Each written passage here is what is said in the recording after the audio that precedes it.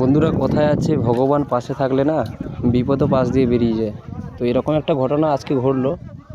আজকে আমরা নৌকো করে যাচ্ছিলাম প্রতিদিনের মতো বিরাট বাজার থেকে পাথর প্রতিমাতে, যাত্রীবাহী নৌকোতে যাচ্ছিলাম।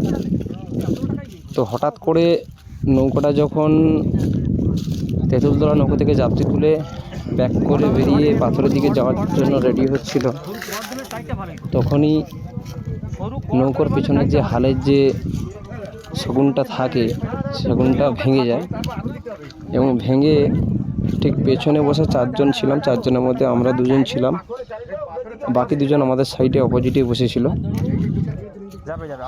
তো সৌভাগ্য বলুন দুর্ভাগ্য বলুন, সৌভাগ্য হয়তো আমাদের সঙ্গে সাথ দিয়েছে, দুর্ভাগ্য ওনাদের ক্ষেত্রে গেছে, যার জন্য ওনাদেরই মাথায় পড়েছে।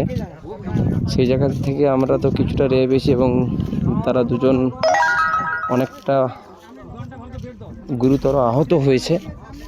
এবং এই মুহূর্তে দাঁড়িয়ে যখন আমরা নদীতে ভাসছিলাম, ঠিক আমাদের পরবর্তী সময় যে নৌকো বনাশ্রমনগরের যে আমার নবী, ওরা এসে আমাদেরকে নৌকোটাকে একসঙ্গে বেঁধে আমাদের পাথর প্রতিমা ঘাট অবধি পৌঁছে দেয়। তো এই পরিস্থিতি দাঁড়িয়ে একটাই কথা বলবো, ভগবান সাথ দিলে বিপদও পাশ দিয়ে বেরিয়ে যায়। শুধু ভগবানকে মন থেকে বিশ্বাস রাখতে হবে, কারণ ওই জায়গাটায় দুজনেরই বিপদ ঘটার সম্ভাবনা ছিল, কিন্তু ভগবানের কৃপায় আমাদের হয়নি।